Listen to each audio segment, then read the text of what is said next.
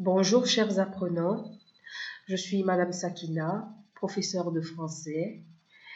Vu le confinement total au Maroc, ce sera à moi de remplacer Madame Warda, vu son indisponibilité. Donc sur ce, les vidéos seront disponibles, de votre groupe seront disponibles le mercredi sur notre chaîne YouTube et aussi sur notre groupe WhatsApp. Aujourd'hui, nous allons travailler sur le dossier 6. Pour le groupe du samedi, avec Madame Warda, vous avez déjà travaillé vous êtes arrêté sur le dossier 3. Donc, exceptionnellement, nous allons travailler sur le dossier 6 pour nous agencer, pour avoir le même niveau que le groupe du B1 du mercredi et celui du vendredi. Donc sur ce, aujourd'hui nous allons parler de l'ouverture, des ouvertures. Alors, quand on entend ouverture, qu'est-ce qu'on entend? Qu'est-ce qu'on entend par ouverture? Donc, ouverture, déjà, on a ouvert, n'est-ce pas? Donc, quand on dit qu'on est ouvert, qu'est-ce que ça veut dire? Qu'est-ce que vous entendez par ouverture? J'aimerais bien que vous m'envoyiez des audios et vous me dites ce que vous entendez par ouverture. On est ouvert à quoi? On est ouvert à d'autres cultures, on est ouvert voilà, il y a plusieurs choses. D'accord? Donc, vous entendez quoi? Chacun me dise ce que vous entendez par ouverture. Sur ce, ici, on a deux tableaux. D'accord? On a deux tableaux. Qu'est-ce qu'on voit? Qu'est-ce qu'on voit dans ces deux tableaux? On a deux tableaux et en rang, on a deux auteurs différents. On a leur nom, on a Pierre Bonnard et Henri Matisse. Donc, sur le premier tableau, qu'est-ce qu'on voit? Qu'est-ce que ce tableau nous inspire? Ce tableau rempli de couleurs. Regardez bien, on a un tableau rempli de couleurs. Qu'est-ce qui nous inspire? À quoi il nous fait penser exactement quand nous le voyons? Et sur le deuxième tableau, qu'est-ce qu'on voit? Les couleurs. Qu'est-ce que ces couleurs nous inspirent? Qu'est-ce que cette femme nous inspire?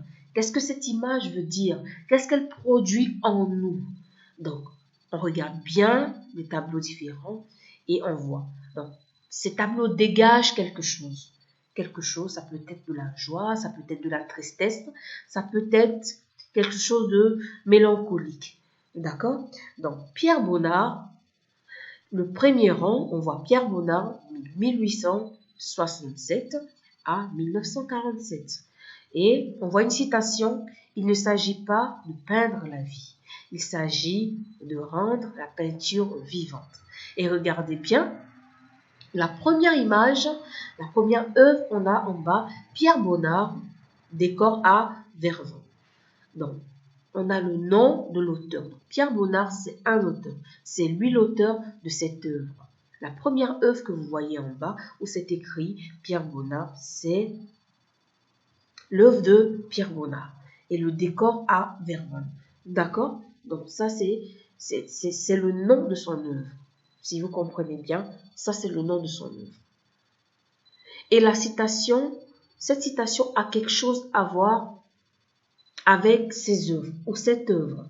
Et quand on regarde Pierre Bonnard, 1867, 1947, on a la date de naissance de Pierre Bonnard. Et on a la date à laquelle il est mort. Est-ce que vous avez compris? Donc regardez bien cette image. Cette image de Pierre Bonnard. Cette œuvre, elle est parlante. Qu'est-ce qu'elle dit? Qu'est-ce que ces couleurs vous laissent voir? Qu'est-ce que ces couleurs qu'est-ce que ce tableau, le fond de ce tableau révèle quelque chose? Donc, écoutez, regardez bien et envoyez-moi en audio ce que vous voyez, ce que cette œuvre vous fait ressentir à l'intérieur de vous. Donc, pour la deuxième image également, vous faites pareil. Regardez bien Henri Matisse, 1869 à 1954. Donc 1869, c'est sa date de naissance et 1954, c'est la date à laquelle il est décédé. D'accord? Donc la tendance dominante de la couleur doit servir le mieux possible l'expression. Regardez bien cette citation. Qu'est-ce que cette citation nous dit? La tendance. Tendance, c'est quelque chose, ça parle de quoi? Quelque chose, la tendance, ça touche à la mode. La tendance, ça touche à la mode. Dominante, quelque chose qui domine, quelque chose qui est au-dessus des autres. De la couleur. Voilà, la tendance dominante de la couleur doit servir le mieux pour l'expression. C'est quelque chose qui dégage quelque chose. Voilà. L'expression par exemple, l'expression de cette œuvre. D'accord? Cette œuvre dégage quelque chose. Donc, c'est ça l'expression de quelque chose. Donc, par exemple, l'expression du visage. Par exemple, l'expression du visage, on peut avoir un visage triste, un visage gai, on est content, un visage, voilà, mélancolique, on est pensif. Donc, c'est pareil à cette œuvre, elle dégage quelque chose. Donc, l'exercice 1 nous demande de nous mettre par deux et de choisir chacun un tableau différent, de l'observer bien et de le décrire à votre camarade le plus précisément possible. Donc, en parlant des personnages, des objets et des couleurs, des formes, de tout ce que nous voyons dans le tableau. Donc, vu qu'on n'est pas dans une classe, et que c'est avec moi que vous travaillez, j'aimerais bien que chacun de vous choisisse un tableau et le décrive à sa façon. Dire par exemple les personnages. Le premier tableau, on voit un enfant, d'accord, avec voilà, un vêtement orange. Voilà. On voit la nature, regardez bien, observez. Le deuxième tableau, on voit une femme. Moi, sur le visage de cette femme, je vois une femme triste. Regardez bien. Regardez bien ce que cette image vous inspire. Donc, envoyez-moi un audio sur WhatsApp, dans le groupe toujours, et vous me dites exactement ce que vous voyez dans chaque image. Les objets qui sont à l'intérieur, les couleurs, oui, et les formes, les personnages également. D'accord? Très bien. L'exercice 2. Observez les tableaux, les deux tableaux, regardez bien, on va observer ces deux tableaux ensemble. On a le premier tableau ici, très bien. Alors, pour notre premier tableau, chers amis, on regarde bien. On va observer dans le deuxième exercice notre premier tableau et observer aussi le deuxième, d'accord? Alors, ensemble, regardez bien le premier tableau. Regardez bien le fond de ce tableau. Regardez bien les personnages à l'intérieur de cette œuvre. Regardez bien la nature. Regardez bien ce qu'il y a devant eux. Des fruits en bas d'un arbre. Regardez bien tout ce qu'il y a. Ensuite, on va regarder aussi, observer notre deuxième tableau. Regardez bien cette femme. D'accord? Le tableau de Henri Matisse, Femme au chapeau. Donc le titre déjà nous laisse voir déjà cette femme avec un chapeau sur sa tête. Regardez bien les couleurs.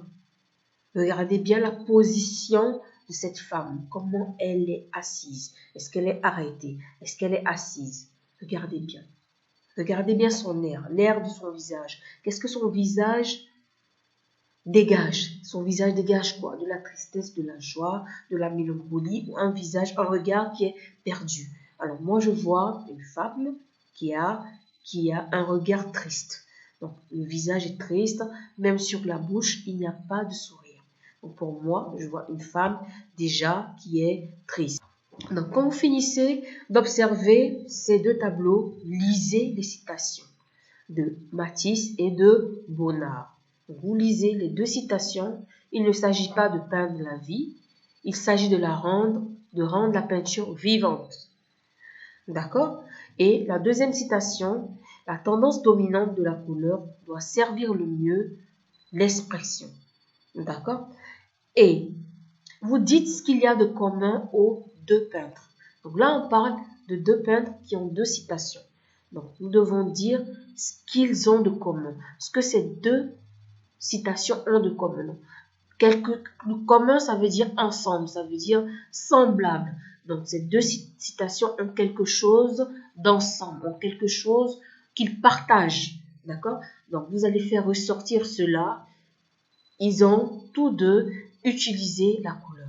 Donc, ces deux peintres ont utilisé de la couleur pour leurs différentes œuvres. Donc, ici, ils se rapprochent de la réalité ou pour exprimer des émotions ou pour appuyer les contours des formes. Donc, toutes ces réponses, on les a en bien regardant ces deux arts. D'accord?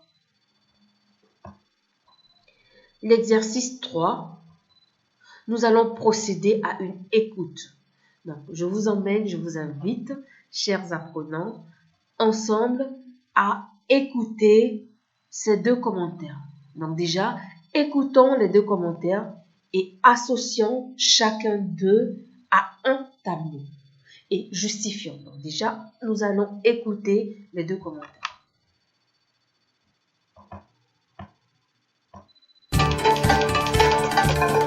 Dossier 6. Je me cultive. Ouverture. Activité 3. Bonjour à tous et bienvenue dans notre émission Culture pour tous. Le sujet du jour, deux monstres sacrés de l'art du XXe siècle, Henri Matisse et Pierre Bonnard, et leur passion de la couleur. Ces deux peintres n'avaient que 2 années de différence et étaient d'ailleurs liés par une amicale complicité. Nous allons commenter 2 de leurs tableaux pour nos auditeurs. 1. Avec ce tableau, le peintre a fait scandale en 1905. C'est un portrait de sa femme, assise, le buste de profil, la tête de 3/4, le bras ganté sur le dossier de la chaise, coiffé d'un immense chapeau à la mode du jour. C'est une fantastique explosion de couleurs pures qui culmine dans ce chapeau à plumes multicolores posé sur des cheveux couleur brique, couronnant un visage teinté de vert, de rose et de jaune. Le bras ganté sur le dossier de la chaise, coiffé d'un immense chapeau à la mode du jour. C'est une fantastique explosion de couleurs pures qui culmine dans ce chapeau à plumes multicolores posé sur des cheveux couleur brique, couronnant un visage teinté de vert, de rose et de jaune. Ce tableau a été exposé au célèbre Salon d'automne en 1905.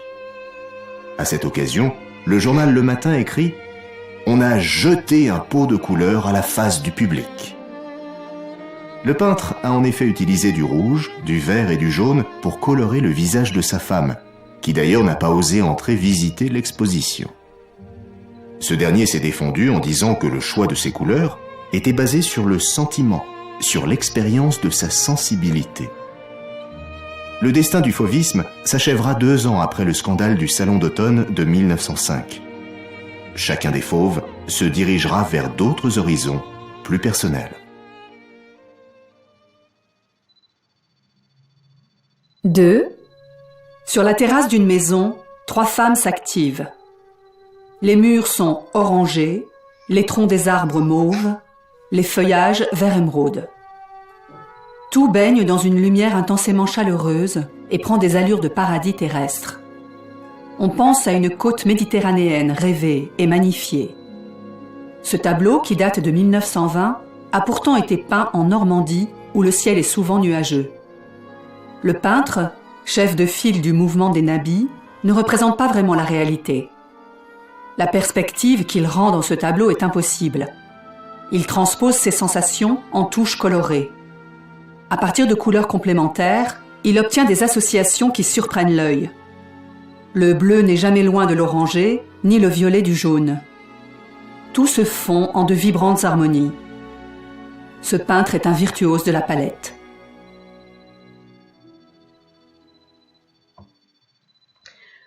Alors là, nous avons terminé notre écoute. Donc l'exercice A nous demande d'écouter les 2 commentaires et associer chacun d'eux à un tableau. Donc on a écouté les 2 commentaires, on a les 2 tableaux, on va associer, d'accord? On associe chaque commentaire à un tableau. Et on va justifier pourquoi nous associons, par exemple, le premier commentaire, d'accord, au tableau 1. C'est un exemple. Ou le deuxième commentaire au deuxième tableau. On va expliquer pourquoi. Quelle est la relation? Quelle est la relation que le commentaire a avec le tableau? D'accord? Donc, le B, on va réécouter encore et répondre. Ensemble, on écoute. Dossier 6. Je me cultive. Ouverture. Activité 3. Bonjour à tous et bienvenue dans notre émission Culture pour tous. Le sujet du jour, deux monstres sacrés de l'art du XXe siècle, Henri Matisse et Pierre Bonnard, et leur passion de la couleur. Ces deux peintres n'avaient que 2 années de différence et étaient d'ailleurs liés par une amicale complicité. Nous allons commenter 2 de leurs tableaux pour nos auditeurs. 1. Avec ce tableau, le peintre a fait scandale en 1905. C'est un portrait de sa femme, assise, le buste de profil, la tête de 3/4, le bras ganté sur le dossier de la chaise, coiffé d'un immense chapeau à la mode du jour. C'est une fantastique explosion de couleurs pures qui culmine dans ce chapeau à plumes multicolores posé sur des cheveux couleur brique, couronnant un visage teinté de vert, de rose et de jaune. Ce tableau a été exposé au célèbre Salon d'automne en 1905. À cette occasion, le journal Le Matin écrit « On a jeté un pot de couleur à la face du public ». Le peintre a en effet utilisé du rouge, du vert et du jaune pour colorer le visage de sa femme, qui d'ailleurs n'a pas osé entrer visiter l'exposition. Ce dernier s'est défendu en disant que le choix de ces couleurs était basé sur le sentiment, sur l'expérience de sa sensibilité. Le destin du fauvisme s'achèvera 2 ans après le scandale du Salon d'automne de 1905. Chacun des fauves se dirigera vers d'autres horizons plus personnels. 2. Sur la terrasse d'une maison, 3 femmes s'activent. Les murs sont orangés, les troncs des arbres mauves, les feuillages vert émeraude. Tout baigne dans une lumière intensément chaleureuse et prend des allures de paradis terrestre. On pense à une côte méditerranéenne rêvée et magnifiée. Ce tableau, qui date de 1920, a pourtant été peint en Normandie, où le ciel est souvent nuageux. Le peintre, chef de file du mouvement des Nabis, ne représente pas vraiment la réalité. La perspective qu'il rend dans ce tableau est impossible. Il transpose ses sensations en touches colorées. À partir de couleurs complémentaires, il obtient des associations qui surprennent l'œil. Le bleu n'est jamais loin de l'orangé, ni le violet du jaune.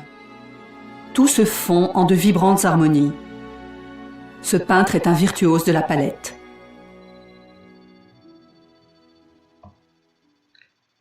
Après avoir écouté, nous allons répondre aux 2 questions. La première question nous demande, les 2 peintres se connaissaient-ils? Justifié. Donc là, on veut savoir si les 2 peintres se connaissaient. Est-ce qu'ils avaient une relation? On va justifier pourquoi on dit qu'ils se connaissent, pourquoi on dit qu'ils ne se connaissent pas. La question 2, relever la date de création de chaque tableau ainsi que le mouvement auquel le peintre appartenait. Donc là, on a la date de création de chaque tableau qui a été mentionné dans les 2 commentaires audio que nous venons d'écouter. Donc, on va bien écouter et relever la date et ainsi le mouvement également du peintre auquel chaque peintre appartenait. Donc, chaque peintre avait un mouvement. Donc, on va relever aussi le mouvement auquel appartenait chaque peintre. L'exercice, c'est réécouter et répondre. Donc là, on va réécouter à nouveau. Vous remarquez bien, quand on nous demande de réécouter, c'est pour pouvoir capter, pour pouvoir retenir les idées essentielles. D'accord? Les idées dont on a besoin, voilà, des informations et les idées dont on a besoin pour répondre à nos questions. Donc, l'exercice 1, le tableau, quel tableau a fait scandale? Et à quelle occasion? Donc, dans les 2 commentaires que nous avons écoutés, il y a eu un scandale avec un tableau. Donc, écoutez et donnez-nous la réponse. Quel tableau a fait scandale et à quelle occasion? Et pourquoi? Donc, dans cette question, on a 3 volets. Le nom du tableau qui a fait scandale, l'occasion à laquelle ce tableau a fait scandale et pourquoi il a fait scandale. Donc, la question 2, relever l'image utilisée par le journaliste du matin pour évoquer la violence des couleurs du tableau. Alors, toutes ces réponses, vous les trouvez dans ces commentaires que nous avons écoutés. On va relever l'image. Donc, le journaliste du matin, c'est le journal. Vous remarquez bien l'écriture matin. L'écriture a changé. La lettre du matin a changé par rapport à l'autre police. D'accord? Donc, le journaliste du matin, c'est le nom d'un journal. Donc, ce journaliste a utilisé une image spéciale pour évoquer, c'est-à-dire pour dégager la violence des couleurs du tableau. Donc, on va relever cette image-là et la trouver. Donc, l'exercice 3, dans la description du 2e tableau, quel commentaire montre que le peintre ne représente pas la réalité? Donc, je répète encore. Dans la description, c'est-à-dire quand on décrit le 2e tableau dans l'audio, d'accord, il y a des commentaires qui montrent, qui précisent, c'est-à-dire qui précisent que le peintre ne représente pas la réalité. Donc, le peintre, c'est l'auteur de cette œuvre, voilà, d'accord, de cet art, c'est lui l'auteur. Donc, quand il peint, il y a des commentaires qui montrent que ce qu'il peint, son dessin, c'est-à-dire son dessin, ne reflète pas la réalité, n'a rien à voir avec la réalité, n'a aucun rapport avec son dessin et la réalité. Donc, sur ce, chers apprenants, je vous laisse le temps de terminer votre travail et comme je vous l'ai dit plus haut tout à l'heure, que chaque mercredi, nous allons vous envoyer les vidéos tant sur WhatsApp et elles seront également disponibles sur YouTube, notre chaîne YouTube. Donc, moi, je reste disponible du mercredi, toute la journée du mercredi jusqu'à 18h et aussi le jeudi jusqu'à 15h pour répondre à vos questions. Voilà, ensemble, je veux bien qu'on puisse travailler sur cet exercice, surtout travailler votre communication. Donc, il y a des réponses que vous allez m'envoyer sous forme d'écrit, mais en général ici, tout ce que vous allez m'envoyer sera de l'audio. Voilà, donc je veux bien vous entendre, je veux bien avoir votre opinion, voilà, savoir ce que vous pensez, ce que ces 2 œuvres dégagent, ce que ces 2 œuvres vous laissent voir, ce que vous ressentez au travers ces 2 images. Donc, je veux bien le savoir, mais de façon audible. Donc, je veux aussi échanger avec vous, discuter avec vous, tout en nous envoyant des audios. Donc, sur ce, je vais devoir prendre congé avec vous. Alors, on se dit à la prochaine. Je vous attends très prochainement. Au revoir.